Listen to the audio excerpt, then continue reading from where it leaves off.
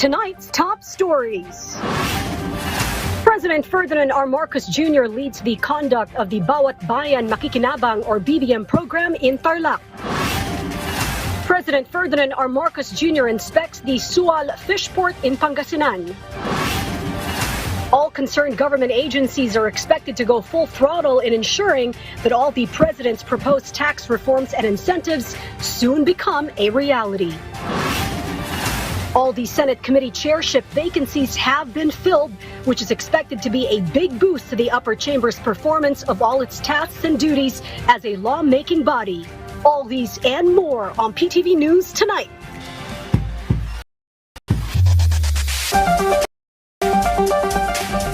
Good evening. Welcome to Tonight.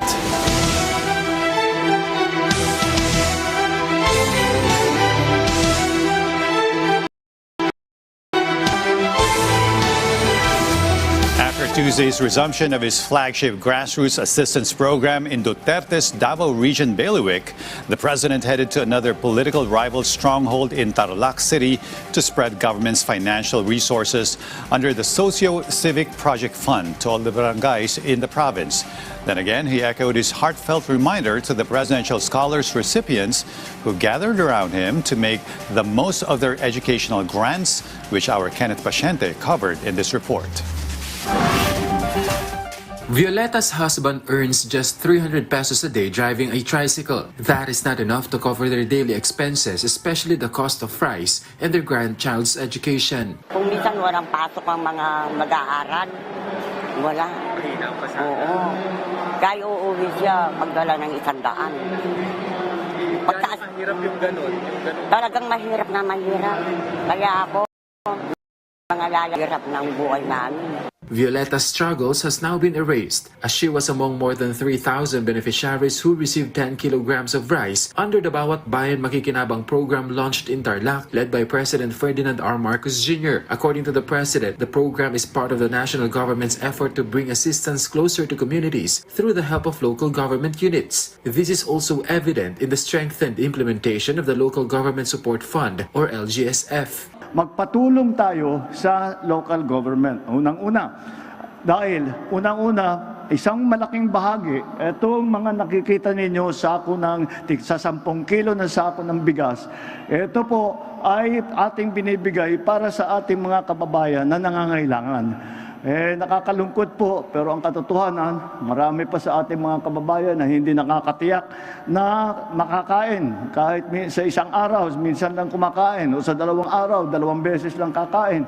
Kaya mahirap naman kung ganun. With the free rice, Violeta can now use the money she would have spent on rice for other household needs. Sabon, shampoo ng mga apo ko, saka yung ulam, yun ang nakakatipid.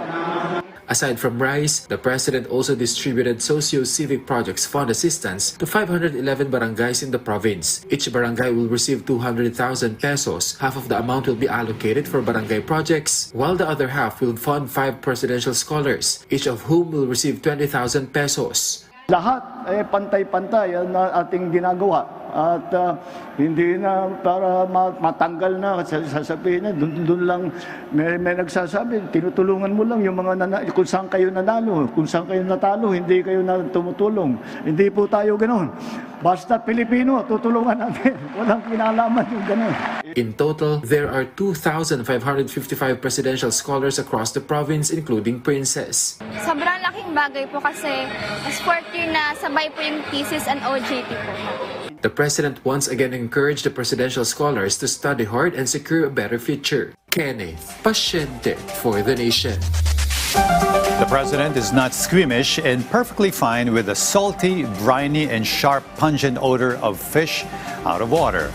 Earlier today, he headed out to a major seaport and key hub of fish catches and trading in northern Luzon to inspect the newly rehabilitated and improved cold storage and fish processing facility in Sual, Pangasinan, where he also took a peek at government's cheap rice outlet, as our Carlo Candelaria reports. President Ferdinand R. Marcos Jr. traveled to Pangasinan today to inspect the Sual Fish Port in Barangay Poblacion, Sual. The Sual Fish Port is one of the major fish landing and trading centers in northern Luzon, serving as a key hub for fish catches from the Lingayen Gulf, the West Philippine Sea, and the Ilocos region. Joining the President during the inspection were Agriculture Secretary Francisco Chu Laurel Jr., Philippine Fisheries Development Authority Acting General Manager Attorney Glenn Pangapalan, and local government officials. The President inspected the fish port's new facilities, including its cold storage units, fish processing areas where bangus are deboned, as well as upgraded facilities designed to improve the handling of fish from harvesting and storage to distribution. He also met with fisherfolk and those operating at the fish port before touring the area aboard one of the Bureau of Fisheries and Aquatic Resources or BFAR vessels. According to the Department of Agriculture, the modernization of the Sual Fish Port will help reduce post-harvest losses, preserve the quality of fresh catches, and strengthen the cold chain system to ensure faster delivery of fish to markets across northern Luzon. Tuwan-tuwa ang ating Pangulo at nakita niya na yung ating pondo ay nagagamit sa tamang paraan at yung kung makikita mo yung building sa labas parang may hint na luma siya, pero sa loob totally brand new yan at state of the art at this will be certified for EU and the US market in Middle East. The improved facilities are also expected to benefit fisherfolk, fish traders, processors, and other businesses that depend on the fisheries industry.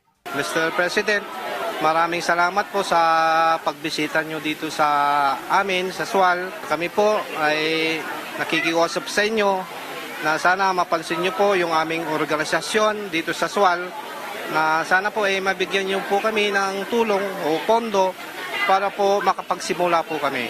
Meanwhile, the President also visited the Benteng Bigas Meron Na outlet at the Sual Fishport Complex, where he received a warm welcome from beneficiaries who lined up to purchase the subsidized rice. He personally greeted the beneficiaries and checked the sale of 20 pesos per kilo rice under the Kadiwa ng Pangulo program. Malaking tulong po ito sa amin dahil mura po. Maraming salamat po Pangulong Marcos sa binigay mong biyaya sa amin dito sa Sual. Through this visit, the Marcos administration reaffirmed its commitment to supporting the fisheries sector while strengthening the country's food security. From Sual, Pangasinan, Carlo Candelaria for The Nation. In the meantime, the still raging Middle East conflict has held the Strait of Hormuz hostage for the last 5 months and sent oil prices soaring since. Thus, with no clear sign of its reopening anytime soon, the shift to renewable energy sources is a no-brainer, going electric to power and run our automobiles. Our Clazel Pardilla has more on government's incentives for importing and manufacturing EVs in the country. Nearly 800 pesos is deducted from the monthly salary of graphic artist Elmer. He said that amount could go covering his daily expenses, especially amid rising prices of basic goods. Magagamit ko na po yung 800 na yun for my 2 weeks na sa pagkain and for my gas po sa nagmamotor po ako. In his State of the Nation address, President Ferdinand R. Marcos Jr. pushed removing the income tax of workers earning 350,000 pesos or less annually, just like Elmer. However, according to Malacanang, the government stands to lose about 66 billion pesos in revenue. Funds help finance government programs. So the question now, how will the government compensate for the shortfall? Malacanang said it may come from imposing higher taxes on vapes, sugar-sweetened beverages, and single-use plastics. Sa ngayon ay pinag-aaralan na po ng DOF yung mga tax measures at ang posible na maaaring magkaroon ng pagbabago o reforma ay yung excise and health tax cases. We wish lang na lahat ng pwedeng ma-increase na mga tax sa ibang mga items ay ma-offset nga po yung maaari maging losses sa revenue. Under a new executive order issued by the President, incentives will be granted to companies that will establish and manufacture electric vehicles and their parts in the Philippines. May incentives na tax payment certificate na ibibigay ang gobyerno para sa mga kumpanya para sila ay mahikayat na mag-invest dito sa bansa. This is expected to create more job opportunities from engineers, technicians, factory workers, and logistics personnel to local suppliers. Ang layunin ng EO ay lumikha ng mas maraming trabaho makahikayat ng bagong investments, mapalakas ang local na manufacturing, mabawasan ang pagdepende natin sa imported na langis at iposisyon ang Pilipinas bilang mahalagang parte ng global EV supply chain. Kalezal Pardilia for the Nation. The Senate has finalized its committee chairmanship assignments for the 20th Congress, appointing detained Senators Jinggoy Estrada and Rodante Marcoleta to lead the committees on electoral reforms and tourism, respectively. And Bernard Ferrer gets us up to speed as the chamber prepares to expedite deliberations on pending bills. The Senate is expected to expedite deliberations on pending bills after completing the chairmanship assignments of its various committees. This comes following the opening of the second regular session of the 20th Congress under the leadership of Senate President Sherwin Gatchalian. After members of the majority bloc were assigned to their respective committees, members of the minority bloc also received their committee assignments. Detained Senator Jinggoy Estrada was designated as chairperson of the Senate Committee on Electoral Reforms, while detained Senator Rodante Marcoleta was appointed chairperson of the Senate Committee on Tourism. Senate President Pro Tempore Vicente Tito Soto III assigned the Electoral Reforms Committee to Estrada after assuming the chairmanship of the Senate Committee on Public Works. Give it up. Patakaran sa Senado yun na aside from the office of the Senator, kailangan may committee so that that is the budget of the committee is where the employees of the senator draws their salaries. According to Senate President Sherwin Gatchalian, Estrada and Marcoleta remain as senators despite being under detention, making them eligible to receive committee assignments. Gatchalian also said that the committee's vice chairperson will preside over hearings in Estrada's absence. Meanwhile, there has been no foreign request regarding the participation of Estrada and Marcoleta in Senate sessions. At least sa akin, walang formal request. So, naririnig ko lang sa mga conversations dito at wala pa namang formal request. Senator Amy Marcos was likewise designated as Deputy Minority Leader. Bernard Ferrer for the Nation. President Ferdinand R. Marcos Jr. has authorized the Bureau of Internal Revenue to release the tax and financial records of Vice President Sara Duterte and her husband, Attorney Mans Carpio, to the Senate Impeachment Court as key evidence in the ongoing proceedings. Sheila Natividad has more details in this report. Lumilit na yung mundo ng atin pong pangalawang Pangulo. Yung pong mga bank records, bank documents ay isa-isa nang isinusumite ngayong araw na ito sa Senado.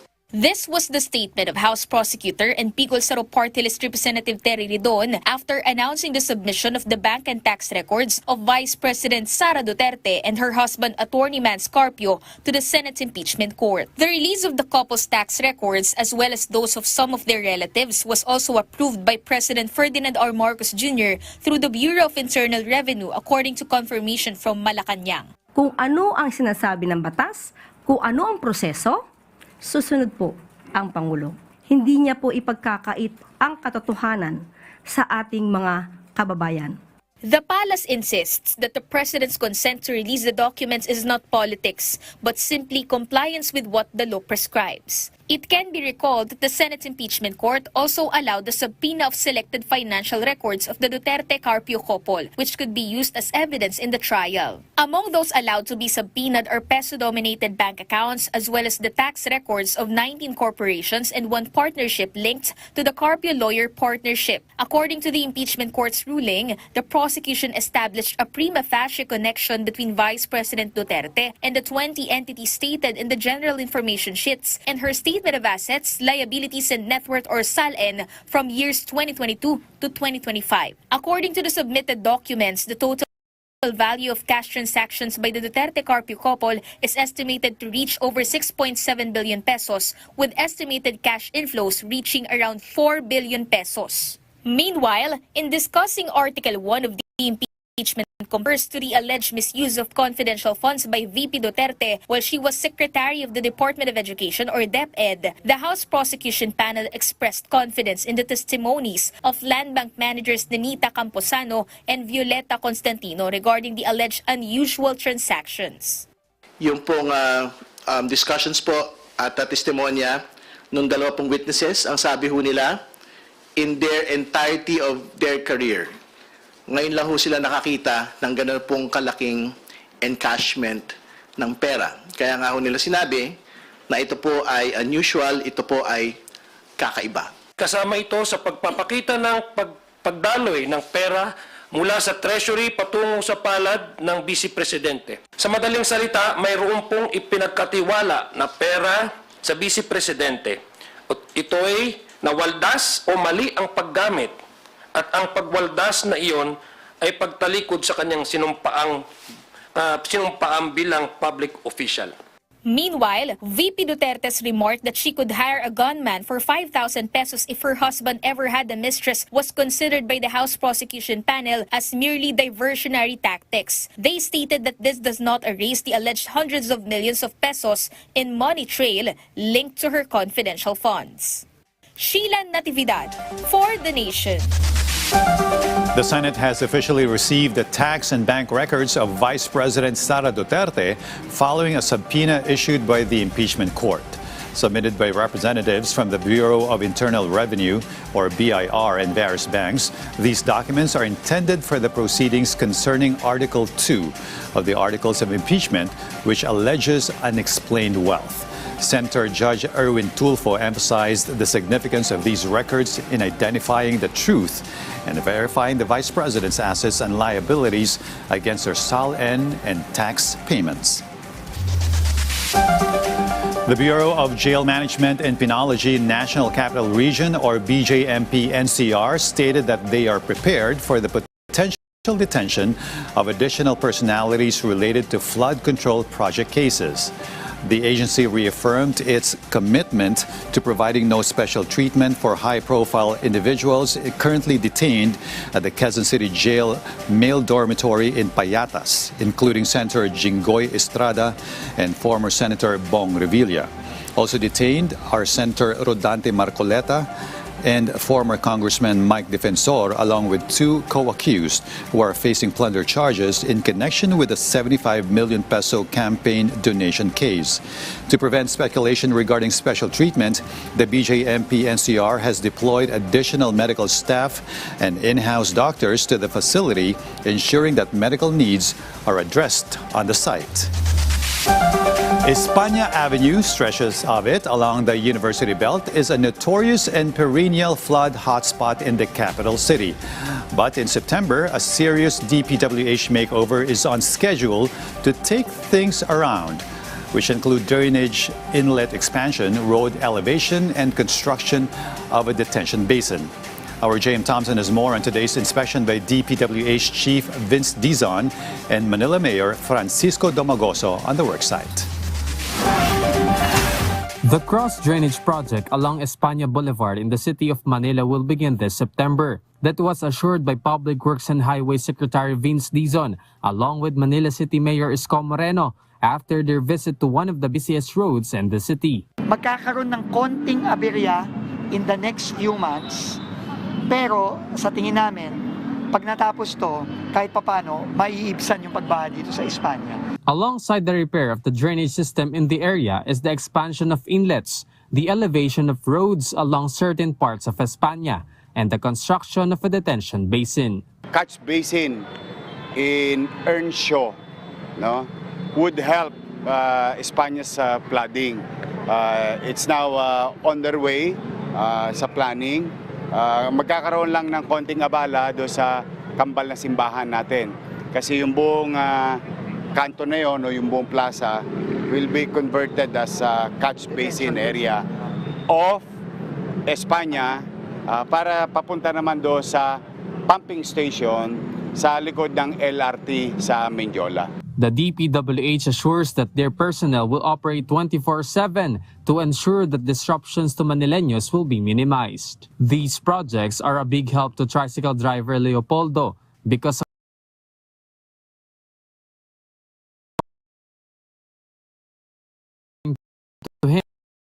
project, it is still okay because once completed, it will have a long-term benefits. Okay lang po, wala po ba, basta maayusin na yung mga daan.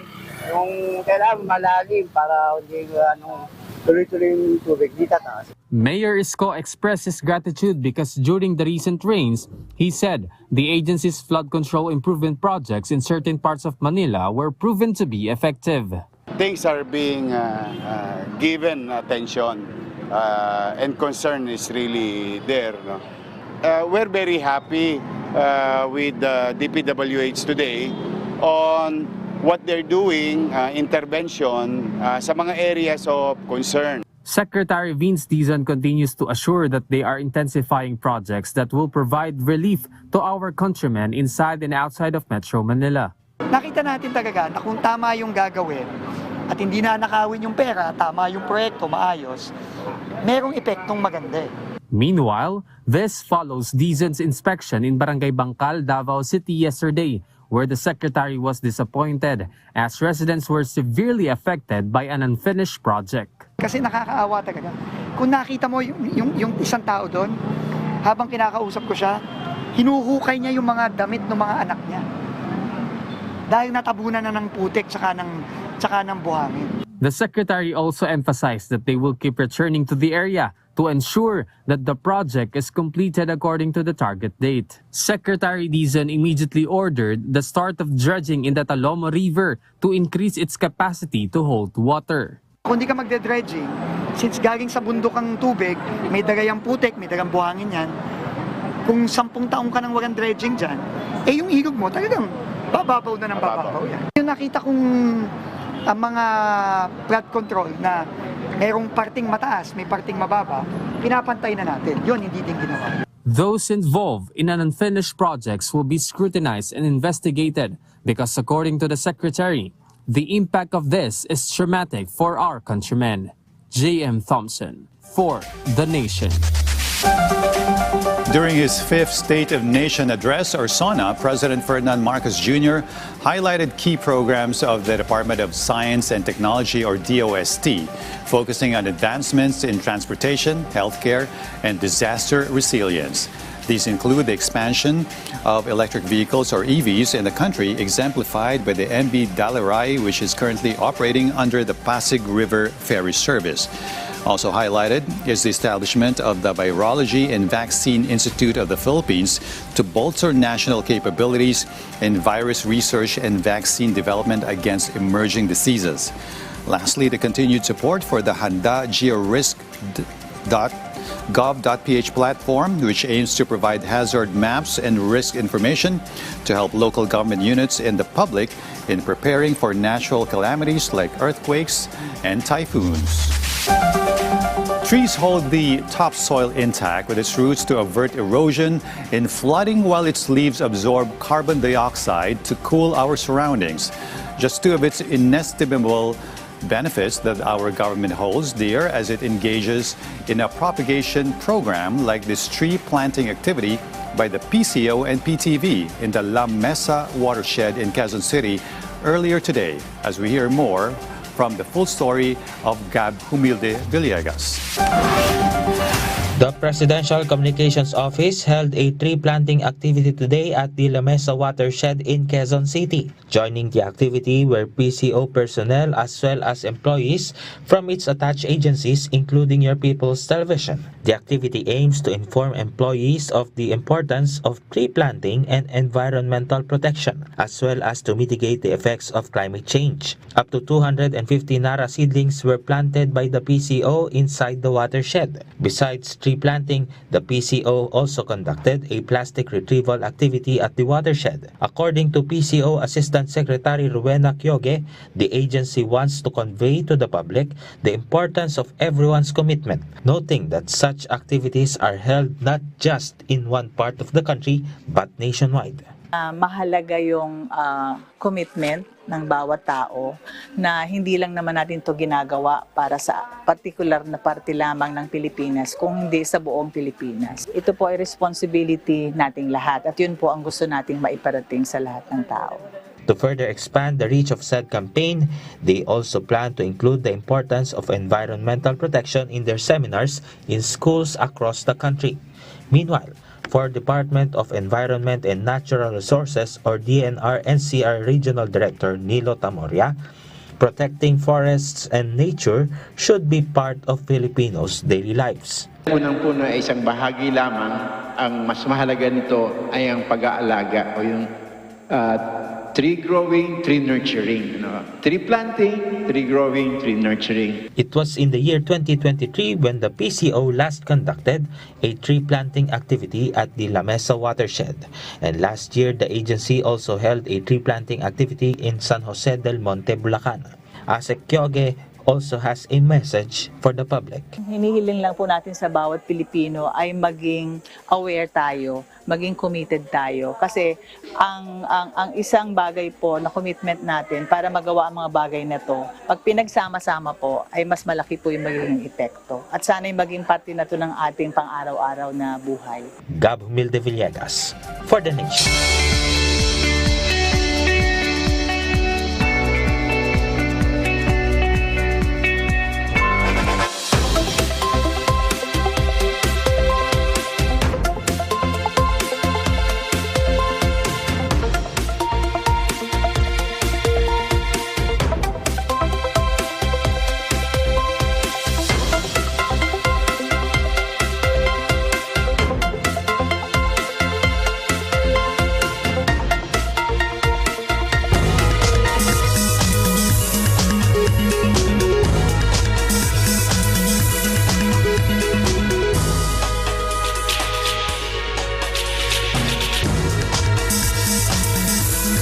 The Philippines' total external trade in goods grew by 21.3% to $22.48 billion in June, compared with the same month last year, according to the Philippine Statistics Authority.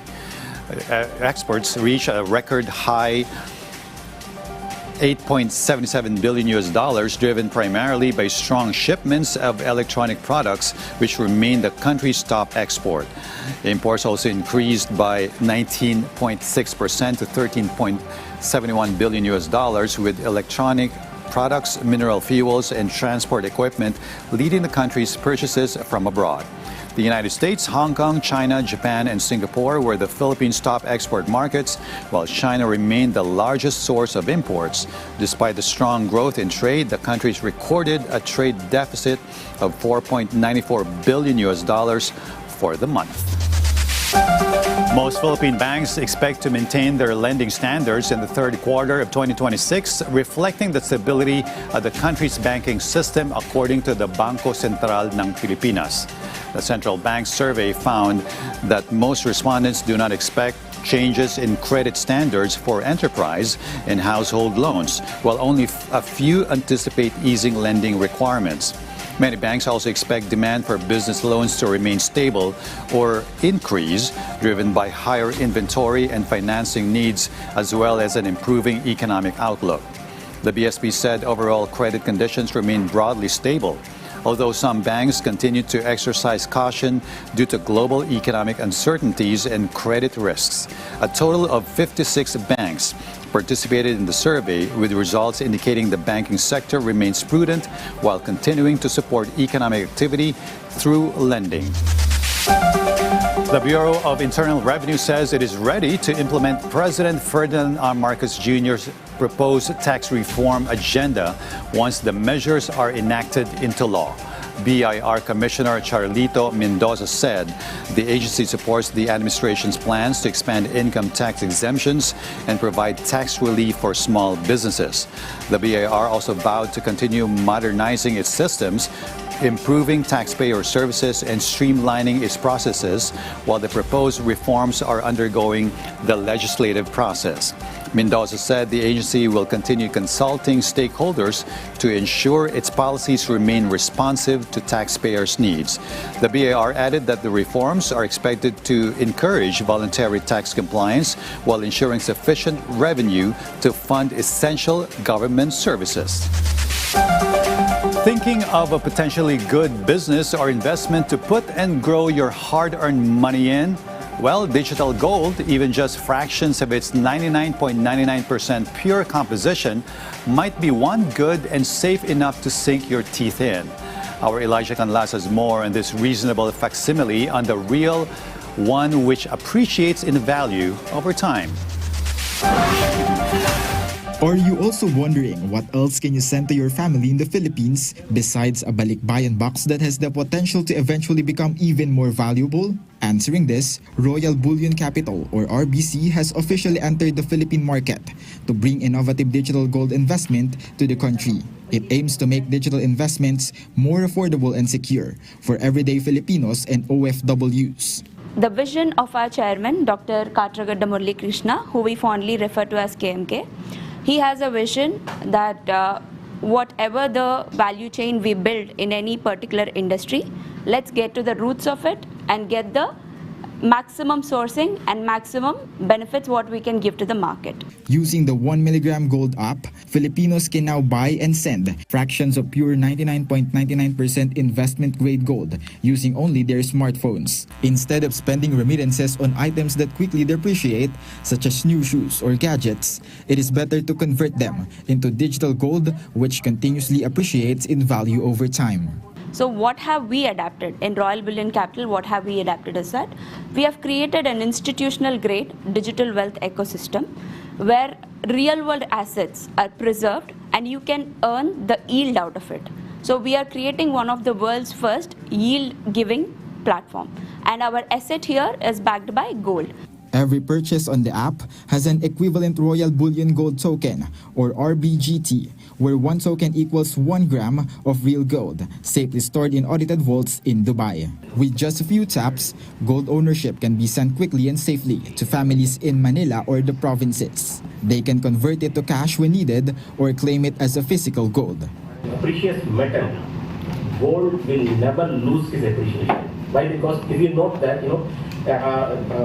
around 10 years back, it's going to be 10 years back, it's going to be like 316 dirhams. Now it is going around 164 dirhams as per the bullion sector. So the appreciation is always high.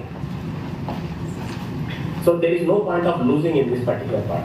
With the company's entry into the Philippines, in partnership with Iron Fuel Trading Philippines, officials also pledged to share profits to support various social and government programs in the future. And we'll have a short breather. We'll have more after these reminders. Stay with us.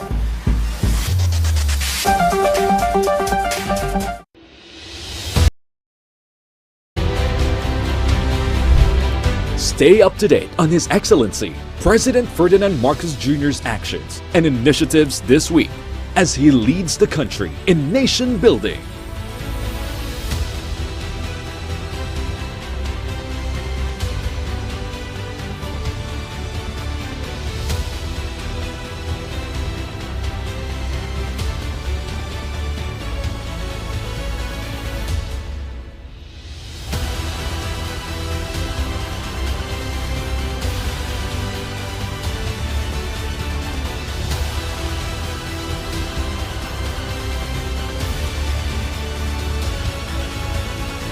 PBBM at Work.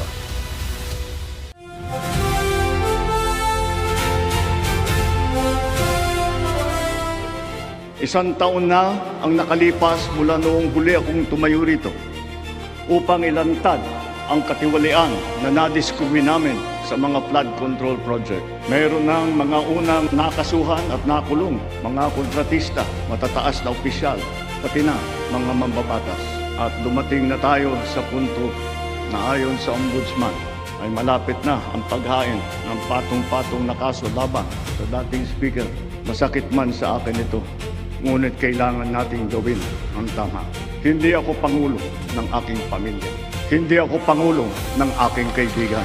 Ako ay pangulo ng Pilipinas at ang tungkulin ko ay sa inyo, ang aking mga kapwa Pilipino.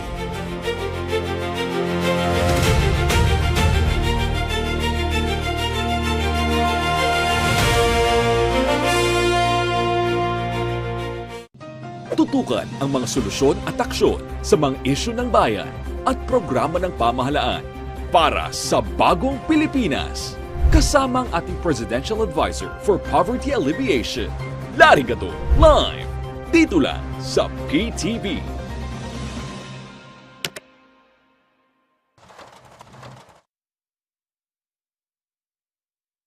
Tara, lumikha! Dahil tag-ulan na naman, rainy day projects ang inihanda ng inyong crafty squad. Tulad nito, paper umbrella, raincoat,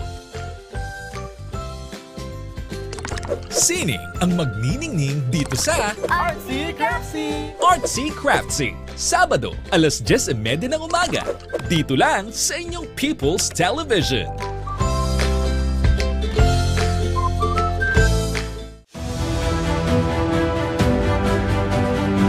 While indeed the court issued a subpoena vis-a-vis the AMLC, the provision of the law on the confidentiality with respect to bank officers are indeed provided for in the AMLC. That bank officers are those authorized to report both suspicious transactions and those exceeding 500,000 are not allowed to disclose whether or not they report. Ang covered institutions na hindi pwede mag-disclose ang mga bangko ng AMLA records. Pero ang AMLA mismo, at least the position of the impeachment court, is not covered by the confidentiality of record.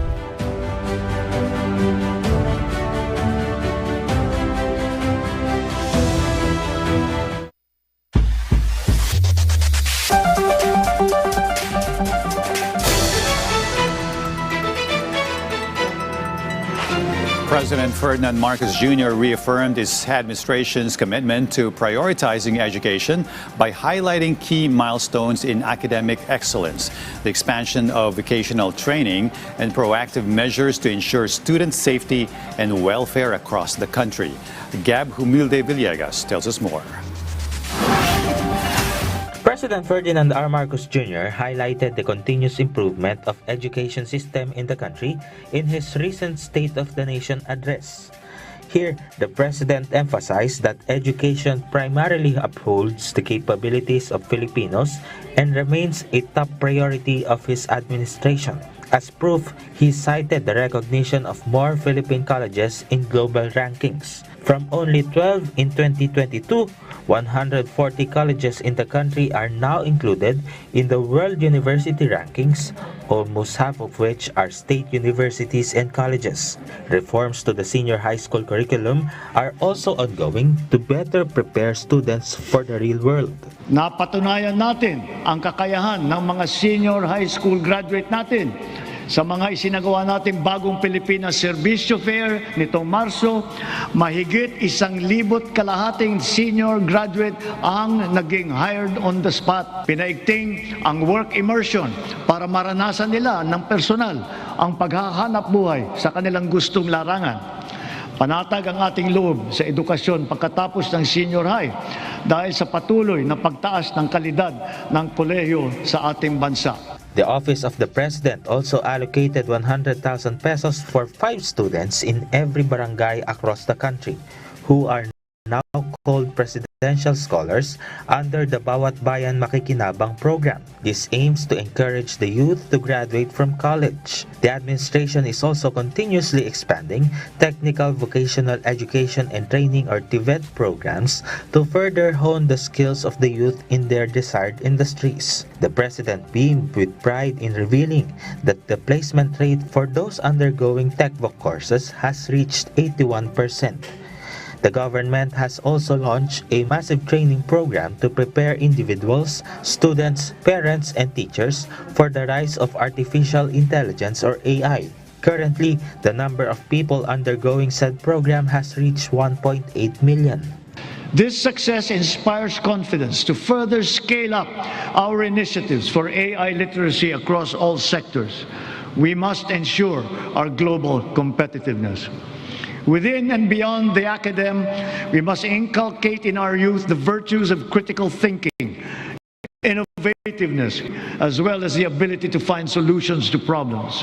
More than 4.5 million elementary students who are in dire need of nutrition are expected to be fed through the school-based feeding program this school year. The President also called on the public for everyone to unite in protecting the youth from violence following the deaths of some students due to school violence in recent months. He said society must be aware and take responsibility for guiding and caring for the youth. The Department of Education also assured that mechanisms and processes on how to report and address incidents of bullying and other emergencies inside schools are ready, functional, and known to all. Local governments, barangays, the police force, and DepEd will work together to strengthen security in schools. Magkakasama tayong lahat sa misyong ito. Ang pamahalaan, pamilya, paaralan, simbahan, industriya, komunidad. Tatayo ang paaralan bilang pangalawang tahanan para sa kanila. Kaya hinahanda natin ang mga pampublikong paaralan upang tanggapin sila ng bukas palad. Gab Humilde Villegas, for the Nation. President Ferdinand R. Marcos Jr. has submitted to the Commission on Appointments the ad interim appointments for confirmation and consent, covering nominees from the Department of Foreign Affairs and the Armed Forces of the Philippines. Among those nominated is Renato Ner Dueñas Jr. for the position of Chief of Mission Class 2 with the rank of Ambassador Extraordinary and Plenipotentiary to Negara Brunei Darussalam under the Department of Foreign Affairs. The appointments also include promotions to the ranks of Major General, Brigadier General, and Commodore in the Armed Forces of the Philippines. Those who wish to oppose any of the nominations may coordinate with the Commission on Appointments or personally visit its office in Pasay City. The Land Transportation Franchising and Regulatory Board will resume accepting letters of intent for motorcycle taxi platform accreditation and applications for provisional authority to operate starting August 5. The LTFRB said the process will follow the rider cap set by the Motorcycle Taxi Technical Working Group, with no new platform providers to be accepted. The agency said the resumption follows a temporary suspension aimed at ensuring compliance with existing regulations and maintaining an orderly ride-hailing system. The LTFRB added that the move supports the administration's efforts to modernize, professionalize, and improve public transportation services for commuters. Following the President's recent State of the Nation address, the Department of Social Welfare and Development, or DSWD, has laid out a strategic roadmap in a proposed 355 billion peso budget for next year, focusing on the expansion of national social protection programs, the integration of community-based data for assistance delivery, and the pilot of Project Aruga to support vulnerable sectors. Elijah Canlas has more. Following the third State of the Nation address of President Ferdinand R. Marcos Jr., the Department of Social Welfare and Development, or DSWD, outlined the agency's achievements and its next steps for national social protection. During the post-SONA briefing, the DSWD shared its proposed 355 billion peso budget for next year. Out of this, 235 billion pesos is allocated to the Office of the Secretary, including national assistance programs. Ang pondo na naisalba natin na balak ibulsa ng mga tiwaling opisyal ay sa taong bayan natin ibinubuhos. Ngayon ipipihit natin ang mga programa sa mas nangangailangan nating kapwa Pilipino para naman mas malawak at mas marami ang maaabot ng tulong. Through adaptive and shock-responsive social protection, the agency has distributed nearly 10 billion pesos in cash relief assistance to almost 2 million drivers from March to June this year. The International Labour Organization also recognized the Philippines as one of the most advanced in implementing a social protection floor, or SPF, after it was made an official national policy. Noon nagsimula ang administrasyon, nilatag na natin agad ang pambansang polisiya sa social protection floor na magtitiyak na may pangsalo at paglingap sa ating mamamayan, lalo na sa oras ng pangangailangan. The DSWD will use data from the Community-Based Monitor BMS to expand assistance delivery to a total of 7 million households nationwide. Layunin natin matulungan ng 3.2 milyong benepisyaryo ng 4Ps at walang gutom program ang 1.5 milyong minimum wage na manggagawa ng miyembro ng SSS at ang 2.5 milyong kababayan nating mahirap na hindi pa naging benepisyaryo ng programang pang-ayuda ng pamahalaan. The agency will also push for strengthened initiatives like Project Aruga to ensure project assistance reaches vulnerable sectors, such as children with disabilities. Yung community-based intervention para po magbigay ng disability-inclusive social protection to children with disabilities. The DSWD aims to complete the pilot implementation of Project Aruga across 9 selected regions for over 1,000 beneficiaries before fully scaling it up into a national program for children with disabilities and their families. Elijah Canlas for The Nation. In the meantime, the DPWH Flood Drainage Improvement Project along G. Araneta Avenue has brought great relief to residents of Barangay Tatalon who've had to endure misery and severe flooding during the monsoon season for the longest time. Further, a detention basin project in progress will help increase drainage intake and flood mitigation, as we hear more from our J.M. Thompson. After the widespread rains across Metro Manila over the past few days, Quezon City was one of the places that experienced a positive change, just like the noticeable improvement along G. Araneta Avenue in Barangay Tatalon. This was one of the areas that frequently floods, but it is noticeable that the area does not become flooded anymore. According to residents, there is a huge difference from before the drainage was built in their area, as the water now flows properly after flood control and drainage improvement projects were implemented. There are also detention basins being constructed in Quezon City that will also help flood waters recede faster. According to the Quezon City local government, their Oplan Contra Baha program is being implemented continuously in partnership with several government agencies such as the Department of Public Works and Highways or DPWH to ensure that even if flooding is not entirely eliminated, especially in flood-prone areas, at least it recedes quickly. This is actually the third detention basin we are building in the G. Araneta Avenue area. So, cute citizens, ang gusto ko lang i-stress sa inyo, lahat ng ginagawa natin flood control projects ay hango sa ating drainage master plan. This is a big help to the residents whenever there is heavy rain, so they no longer have to worry about rising flood waters again. Meanwhile, the QCLGU and other agencies are asking for everyone's cooperation when it comes to proper waste management, which is a big help in reducing floods, especially this rainy season. J.M. Thompson for The Nation.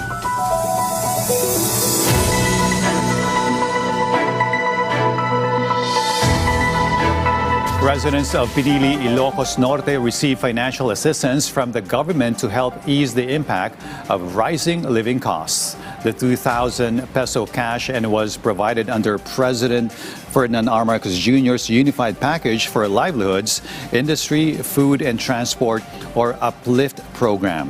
The assistance was extended in response to the rise in prices brought about by tensions in the Middle East that affected global oil costs. The Department of Social Welfare and Development said more than 100 beneficiaries received aid during the first payout. The government assured the public that the distribution of assistance will continue to support affected residents in other sectors in Ilocos Norte.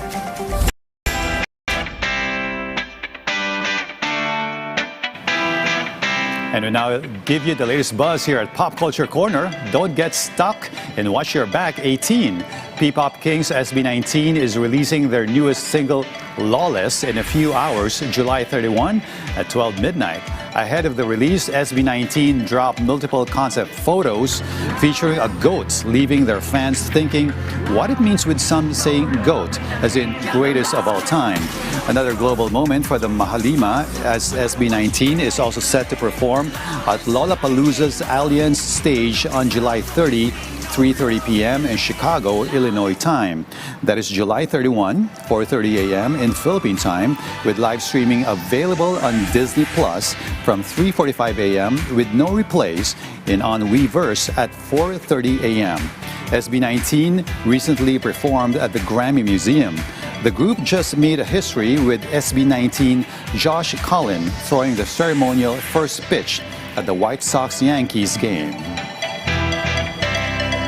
Buttercups, Janine Berdeen is set to hold her first ever solo major live show concert, ni Janine Berdeen, at the New Frontier Theater on October 7, 2026. Ticket selling kicked off at 3 p.m. today, July 30. In her announcement post, Janine playfully shared that she initially did not want to have a concert, as it would be embarrassing if the show don't get sold out, then expressed her gratitude to her fans.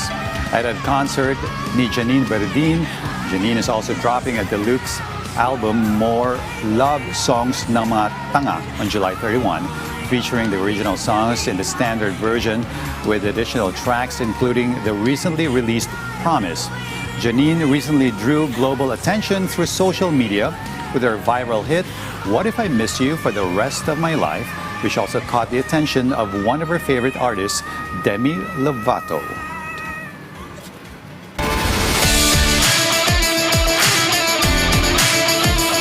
Philippines national team standout Steffi Aludo opened her campaign with an impressive win at the Oscar J. Hilado J60 World Tennis Championship in Manila.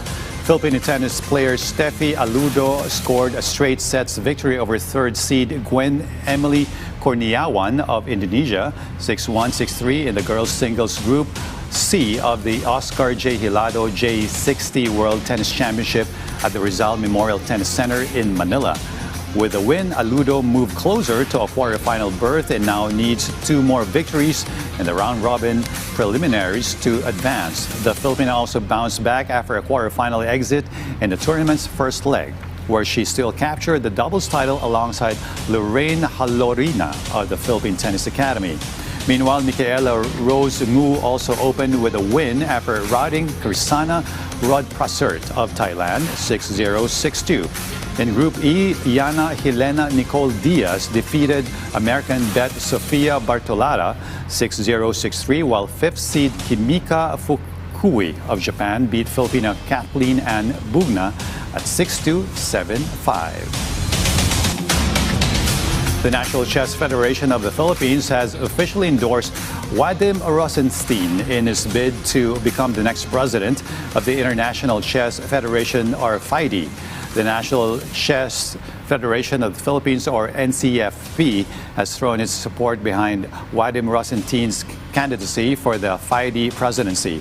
Rosenstein is an international chess organizer and businessman known for supporting major tournaments and initiatives aimed at expanding the game of chess worldwide. In an open letter, NCFP President Prospero Butch Pichay Jr. expressed his endorsement of Rosenstein, citing his leadership and contributions to the development of the sport.